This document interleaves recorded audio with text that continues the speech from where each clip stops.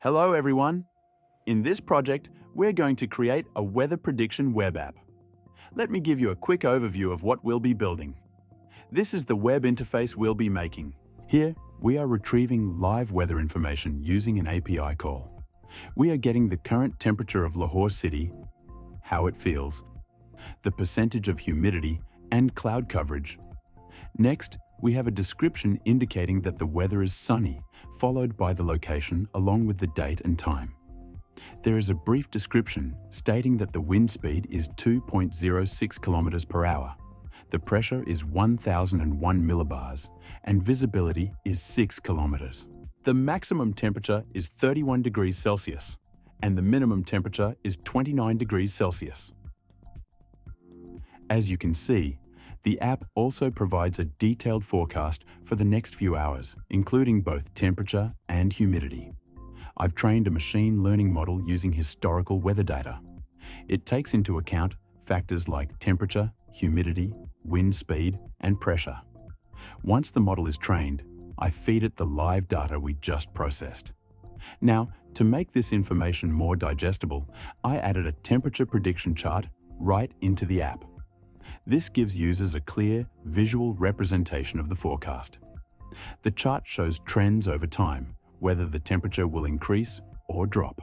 Now, one of the cool features of this app is that we can get live weather data for any city around the world. For instance, let's type England. As you can see, we've got the current weather data for England, including the temperature, humidity, cloud coverage, and more. Let's search again. This time, we'll try Norway. And just like that, we've got live weather data for Norway as well. It's that simple.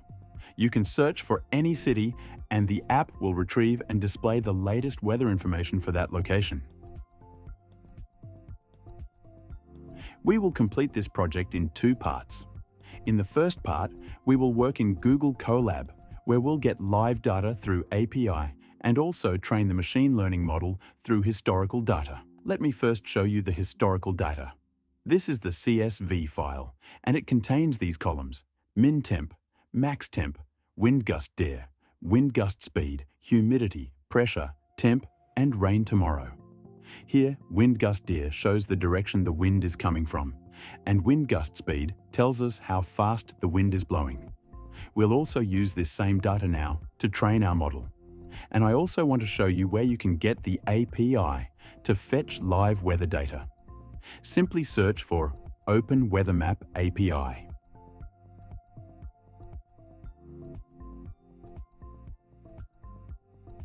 Then click on this website link.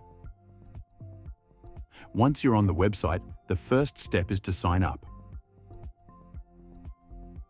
I have already created an account, so I am just signing in.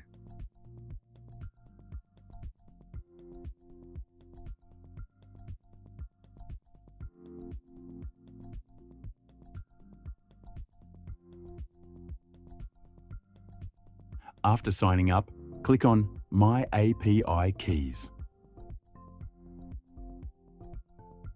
Here, you'll need to give your API a name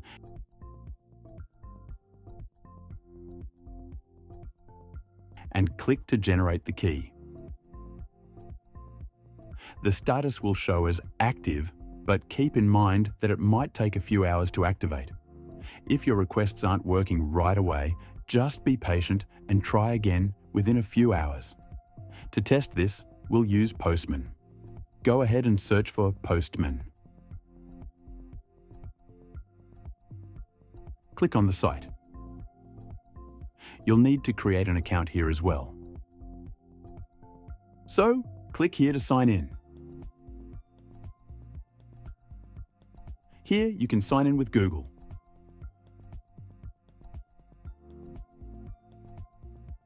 Click on this account,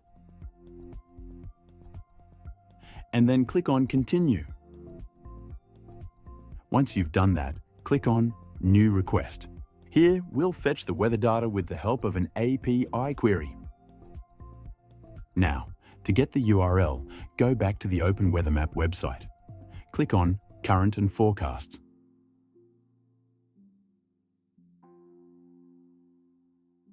In this current weather data, click on this API doc. Now, here we need to copy the example of the API key. So, copy it. Paste this URL into Postman. Make sure you have the get method selected. Next, copy your API key from OpenWeatherMap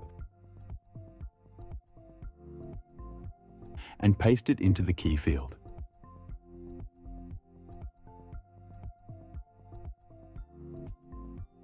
And then click on the Send button. Here, the postman is sending a request to fetch the live weather details. This 200 means a request is successful and the server has responded as required. Now, it is taking time for formatting. This live weather data is for these coordinations. Then, here we have the description that the sky is clear. This is the main information. We have a temperature, how it feels like, minimum temperature, maximum temperature, pressure, humidity, sea level, and ground level.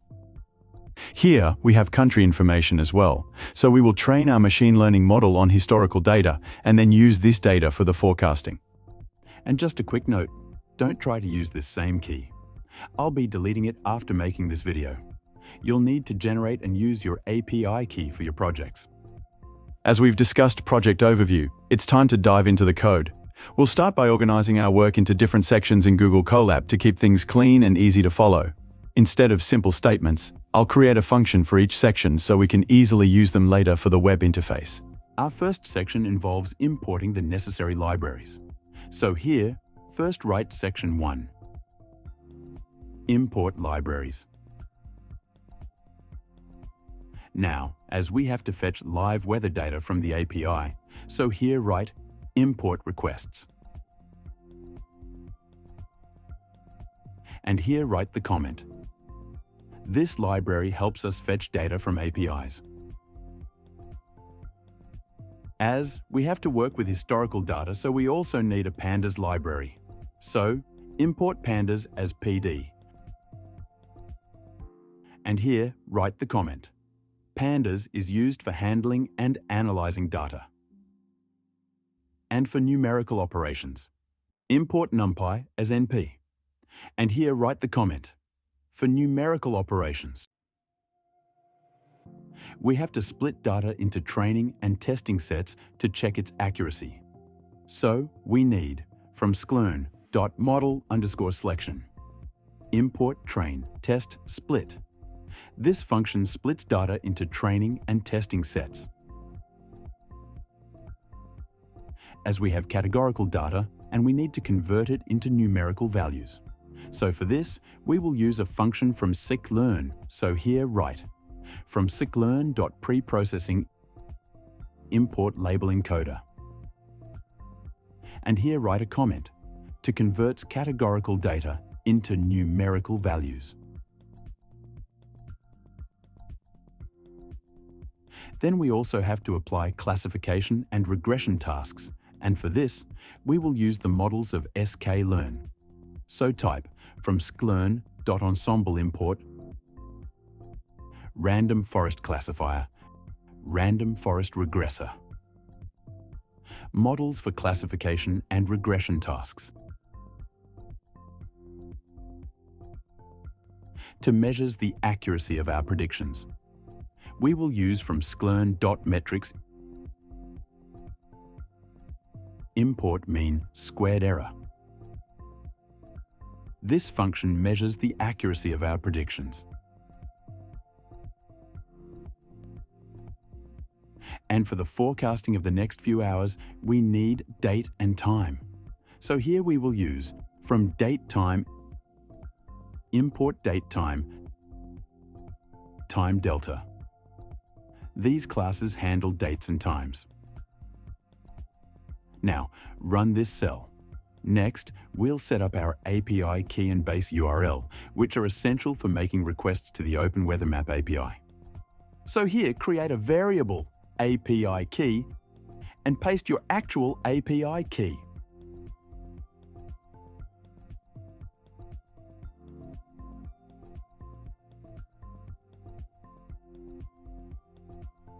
Next, create a variable for the base URL. And in this, paste this URL.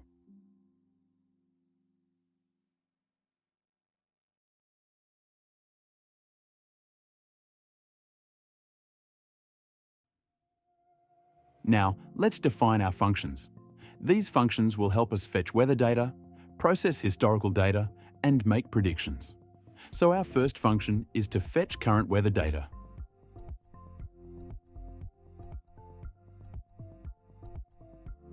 So here, we'll create a function named getCurrentWeather. This function will allow us to get the weather for a specific city. To do that, we'll pass a variable named city into the function. Next, we need to build the API request URL that will fetch the weather data for a specific city.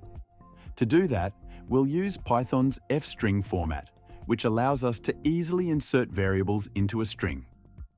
After that, we'll add the base URL variable, which is the base endpoint for the API.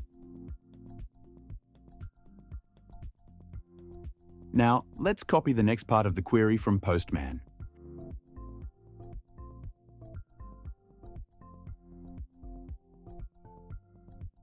In Postman, we were using coordinates.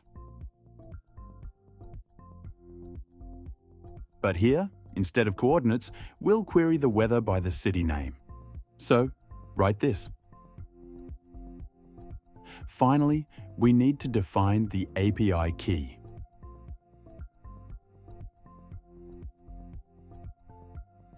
This is your unique key that authenticates the request to the Weather API.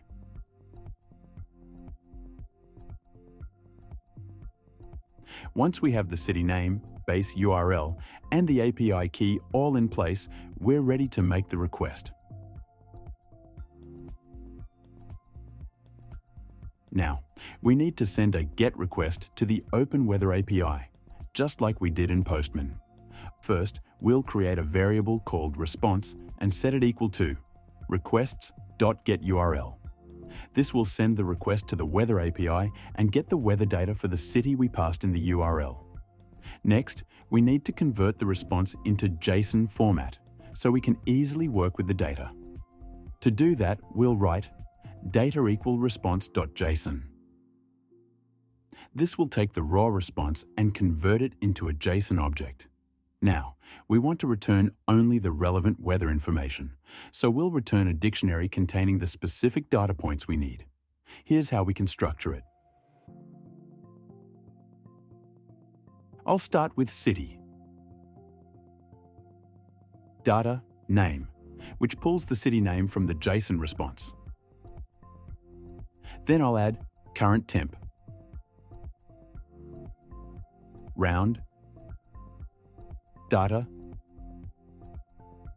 main, temp, which gives us the current temperature. We're using data open bracket main close bracket here to access the part of the response that contains temperature data. Next, I'll include feels like.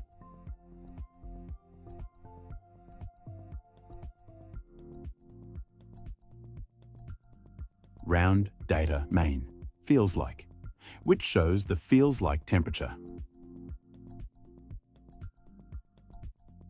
For the minimum temperature, I'll write temp main.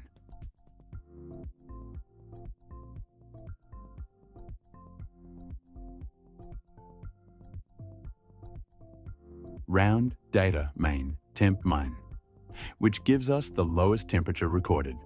Similarly, I'll add temp max, round data main, temp max, which provides the highest temperature recorded.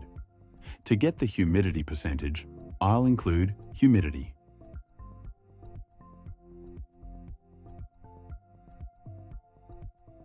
Round data, main humidity, showing how much moisture is in the air. For the weather condition description, I'll write description.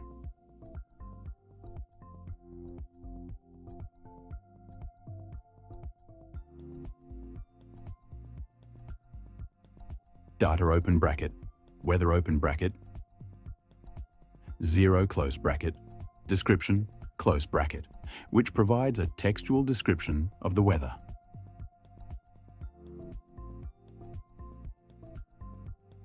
Finally, I'll add country.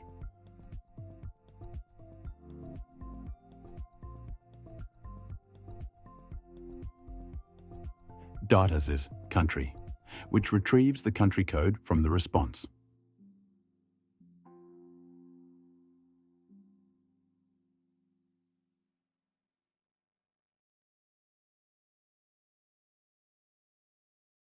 Now, run this cell. Next, we'll create a function to read and clean historical weather data.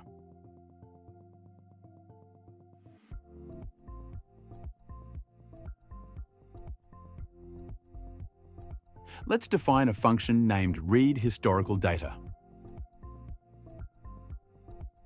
This function will take the file name as an argument.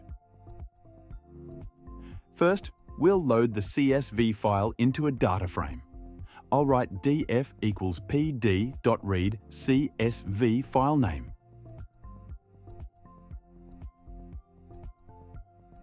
This reads the data from the CSV file into data frame. We'll clean the data frame by removing any rows with missing values and with duplicate values.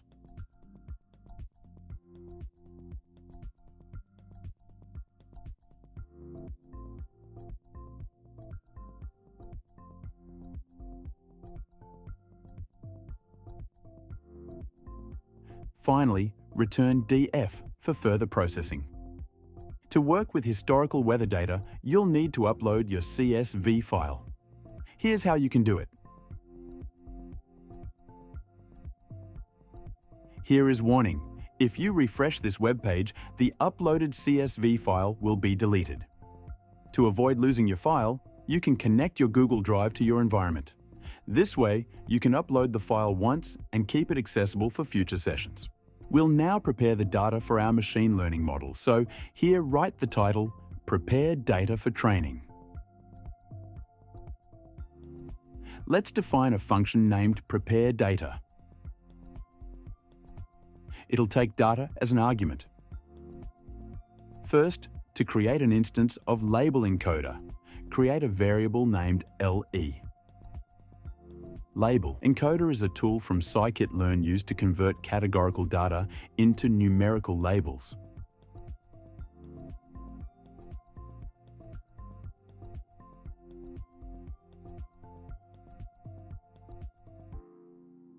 As we have two columns in categorical. This wind gust day and rain tomorrow.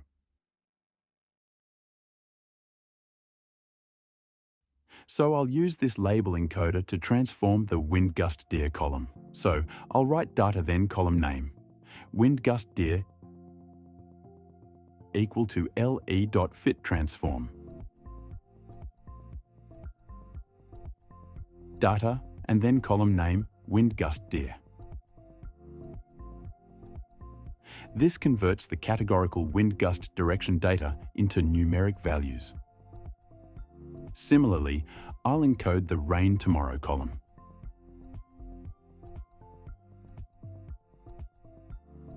This changes the target variable, indicating if it will rain tomorrow, into numeric labels. Now, I'll define our feature variables and target variable.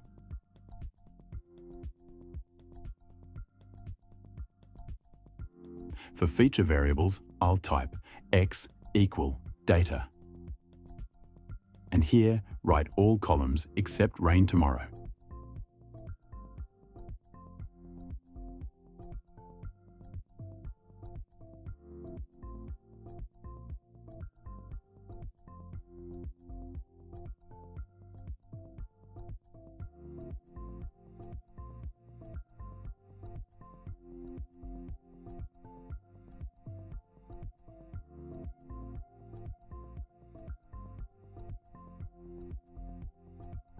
This includes all the columns that will be used to predict the target.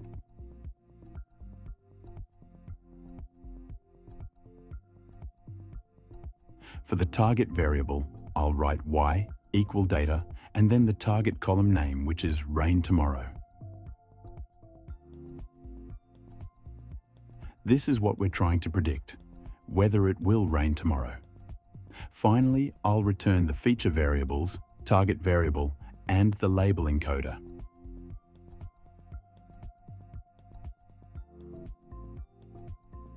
This provides all the necessary components for training our machine learning model.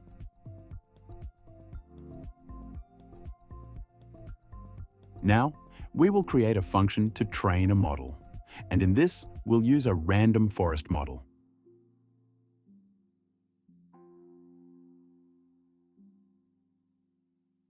Now, define a function.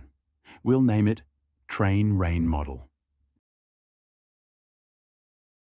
This function will take two parameters, x for our feature variables and y for our target variable. Now, let's split the data into training and testing sets.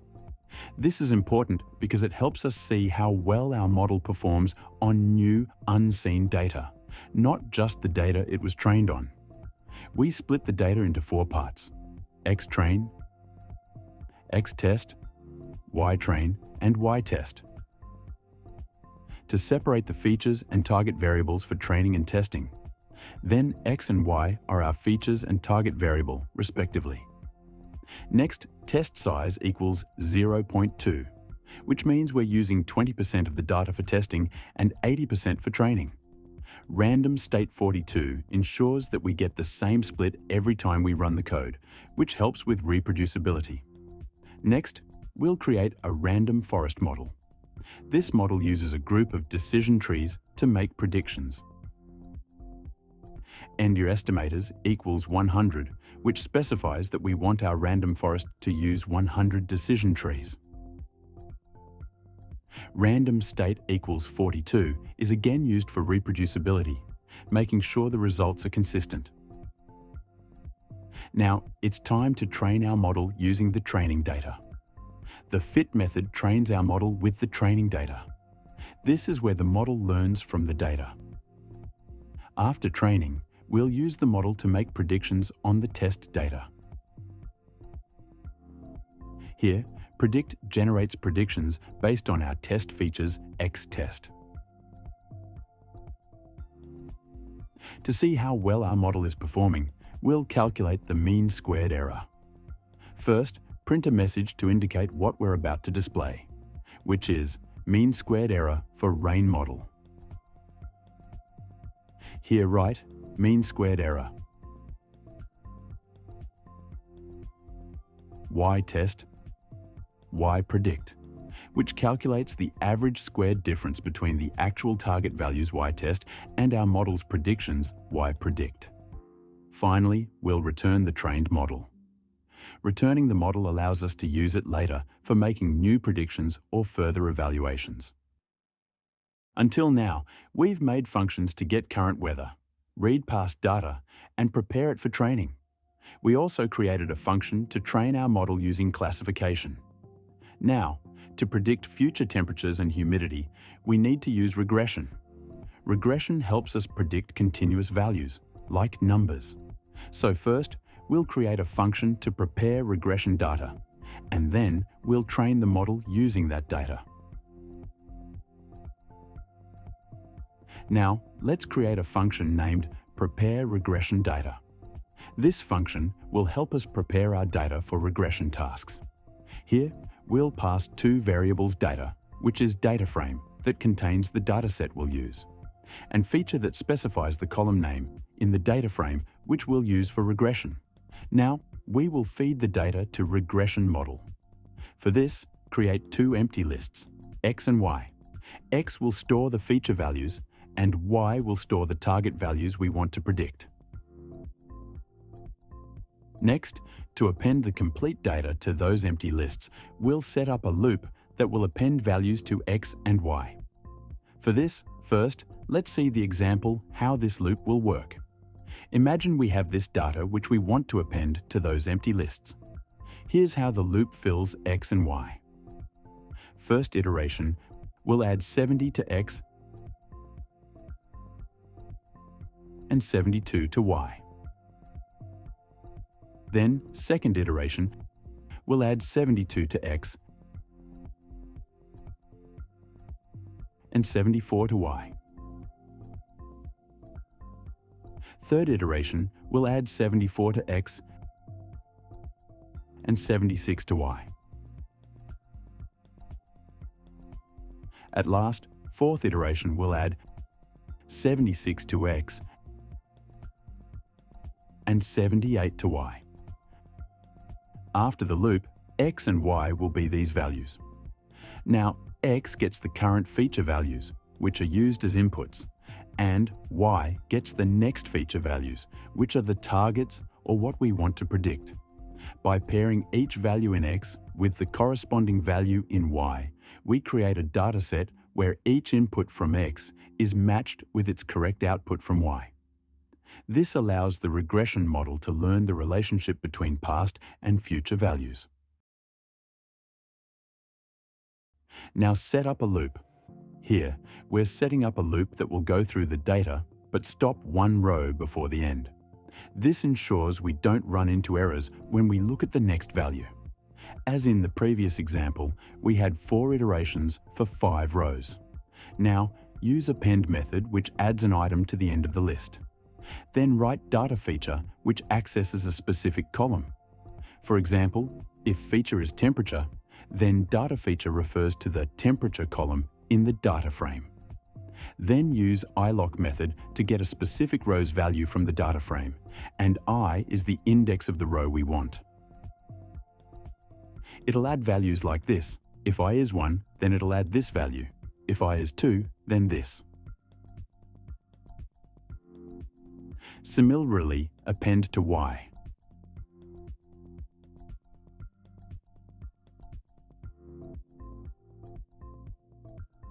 But here, write I plus 1. Next, we convert our lists x and y into Numpy arrays. X is reshaped to a 2-dimensional array with 1 column, which is the format required for regression models. But yi remains a 1D array because it is a target values. Finally, we return x and y. These arrays are now ready to be used for training a regression model. Now, it's time to train this regression data. Define a function named trainRegressionModel that takes 2 parameters, x feature data and y target data. Now create a variable model, and then here give a class of skLearn, which is random forest regressor. Now use NWestimators with 100 trees and then random state42, ensuring the results are the same each time we run the code. Then use fit method to train the model with our feature data x and target data y. Finally, return the trained model so it can be used for making predictions. Now, it's time to predict future.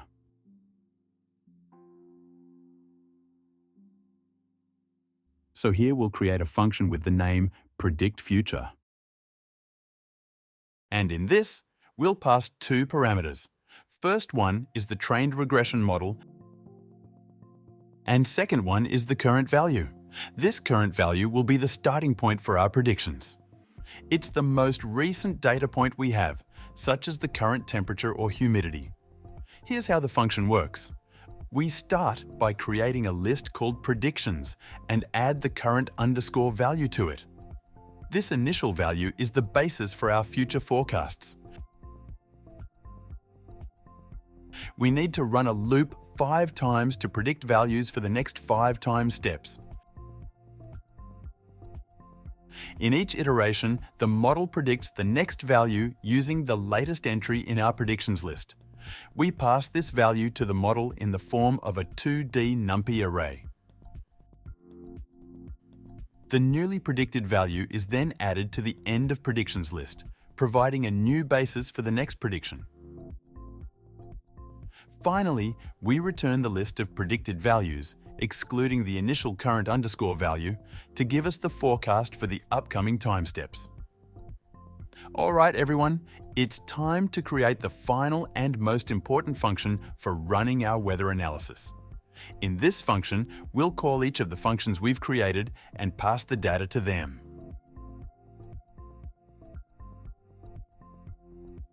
Let's name this function weather view, and we don't need to pass any arguments to it. Here's how it'll work. We'll prompt the user to enter the city name. This input is essential to fetch the current weather details for that city. Once we have the city name, we'll pass it to the function we created for retrieving weather details. This function will then fetch and return the current weather information. We've also created a function named Read Historical Data. This function will be used to load data from our weather.csv file, which contains historical weather data. Next, we'll prepare and train the rain prediction model. To prepare, we have the function named prepare_data, and in this, we'll pass historical data. Now, as this function splits the data into features and target labels, and also return a label encoder to handle categorical data. So, we'll store the results in 3 variables. X, I, LE, now call prepare_data function and pass historical data.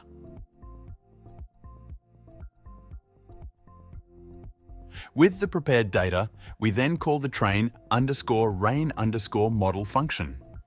We pass the features, X, and target labels, Y, to this function. It will train a random forest classifier using this data to predict whether it will rain tomorrow. Now let's work on predicting whether it will rain based on the current weather conditions. First, we must gather all the important weather information we fetched earlier. We'll put this data into a dictionary called current_data. Now in this, we'll write all the columns names, which we've in a CSV file so that the data matches what the model was trained on, ensuring it can make accurate rain predictions. So here first, write tempmin, and then call the variable current weather. And in this write temp_min_a. The current weather variable holds all the weather details, and using temp_min, we're retrieving just the minimum temperature from that data. This allows us to correctly use it for predictions. Similarly, to get the details for the maximum temperature, we use tempmax, which pulls the maximum temperature from the weather data. Next, we have the column wind gust dir.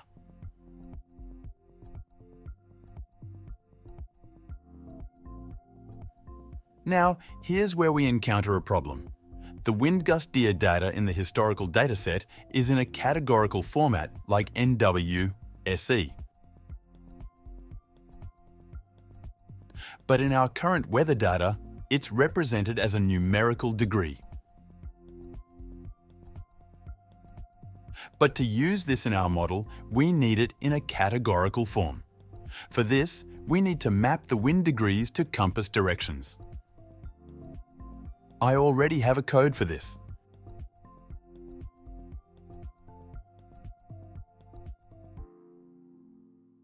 Now in this code, first, we take the wind direction in degrees from our current weather data and use the modulo operation, %360, to ensure it's within the 0 to 360 degree range. Next, we define a list called compass_points, which contains tuples. Each tuple represents a compass direction and the range of degrees associated with that direction. For example, N stands for north and is associated with degrees between 0 and 11.25. This helps us map wind direction degrees to their corresponding compass directions. Next, we find the compass direction that matches the wind degree. We check each range in compass_points to see where the wind degree falls and pick the corresponding direction. Now, we need to encode the compass directions into a format that our model can understand. Define a new variable. For this, we'll use the label encoder instance we created in the prepare_data function. Okay, here I made a mistake. Since this is an instance of label encoder, there should be no arguments. So, we need to remove the data argument here. Also, put the parentheses as this is a function call. Please correct these mistakes or you'll encounter an error. and then use le.transform. Compass underscore direction to convert the compass direction like n or ne into a numerical value. Since transform returns an array, use to get the single numerical value from that array. Then check if compass underscore direction is one of the categories known to label encoder. If it is, it gets the corresponding numeric code. If not, it assigns -1 to indicate an invalid or unknown category. Now, in current underscore data, we add the encoded wind direction under the key wind gust dir to match the format required by our model. Next, add the other column's name.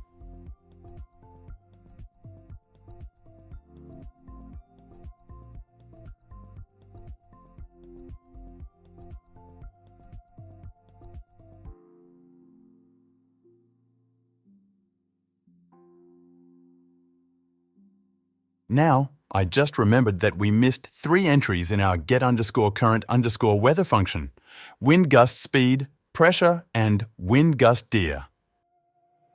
So let's include them in our get_current_weather function. First, add wind gust dir.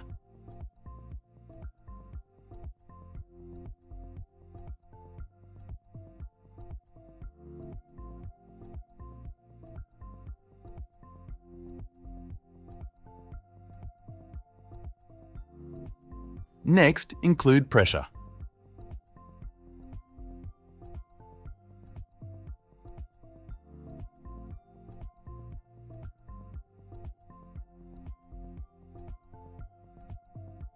Finally, add wind gust speed.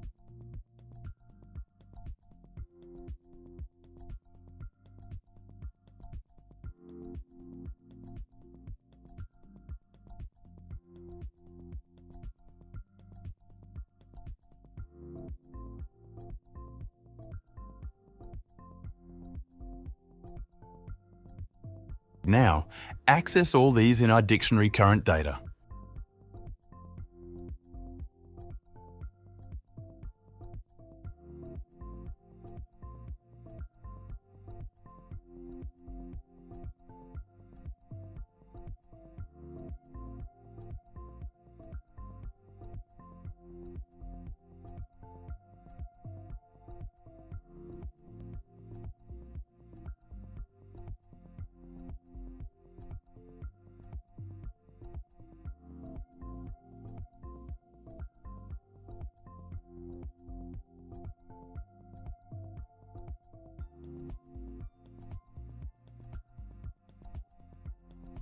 Now, create a data frame named currentDF from the current_data dictionary.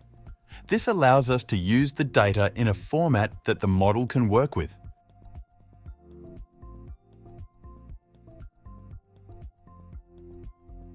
Then, use the trained rain model to predict whether it will rain based on the current weather data in currentDF.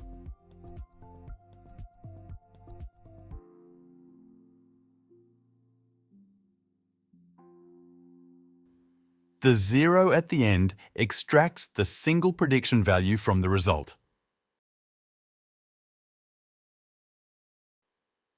Now, let's prepare and train our regression models for temperature and humidity. We first call prepare regression data twice. The first time, we pass the historical data and specify temp to get our temperature features and target values. We store these in x_temp and y_temp.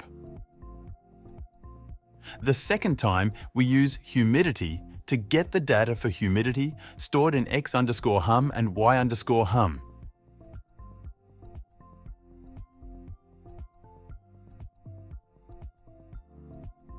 Next, we use train regression model to create our models. We train the temperature model with x_temp and y_temp,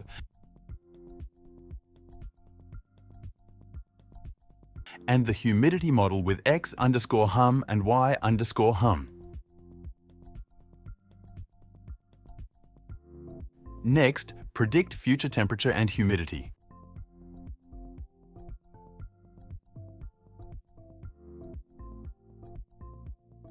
we use the predict_future function with our temperature model.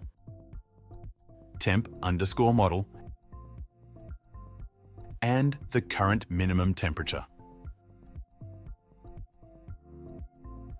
This will give us the predicted temperatures for the next 5 time points. Similarly, we use predict_future with our humidity model.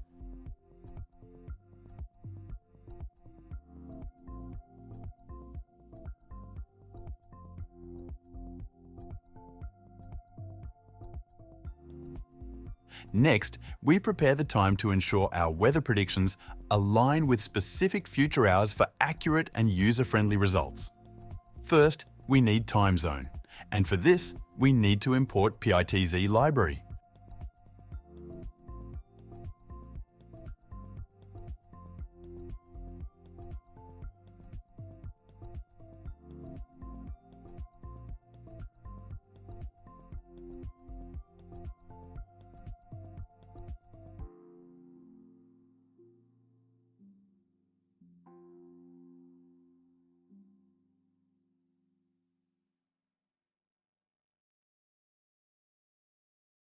We then get the current time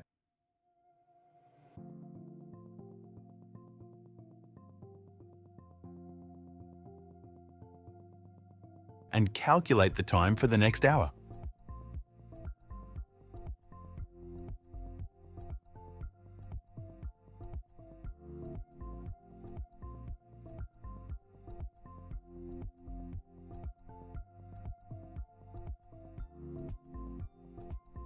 This time is adjusted to start exactly at the beginning of the hour.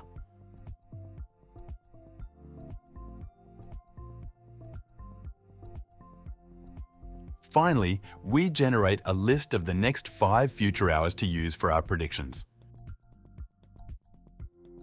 Okay, now it's time to display results. First, get the city,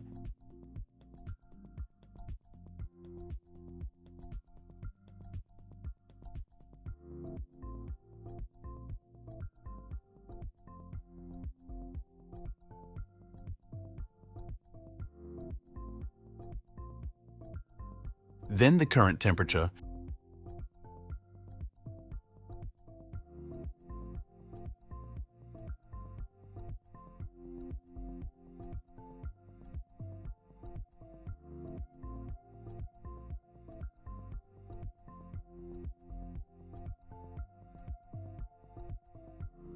then how it feels like,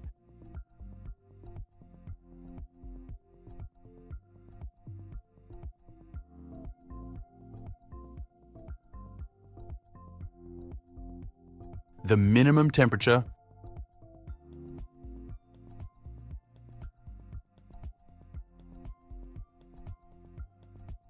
maximum temperature,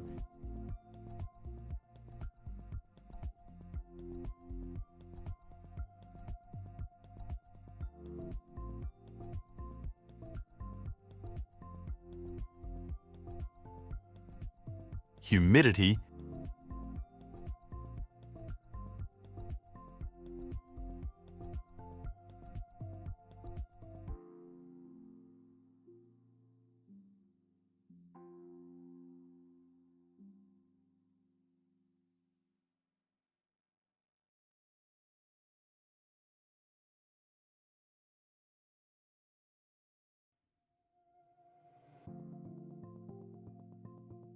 and rain prediction.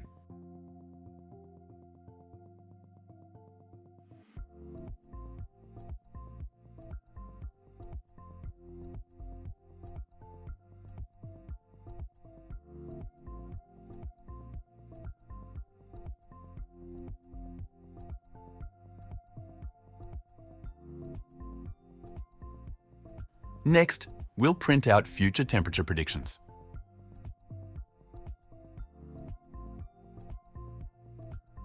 Create a for loop to iterate over both the time and temperature lists. Use zip to combine these two lists into pairs.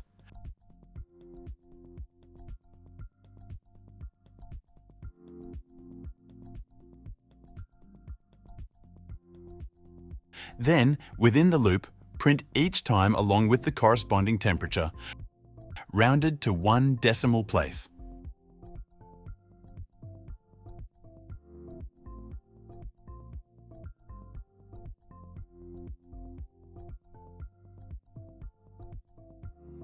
Similarly, print out future humidity predictions.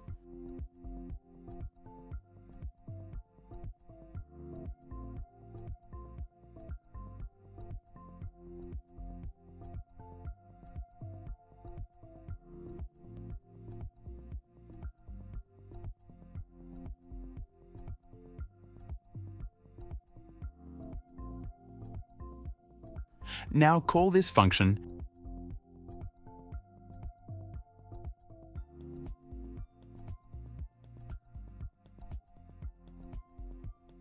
and run the cell. Let's enter the city name England. Here we are getting every information. Mean squared error value is lower, which indicates better model accuracy. Here is city and country name, temperature and everything. Also, here is future predictions. Let's run this cell again and this time enter city name Kyiv.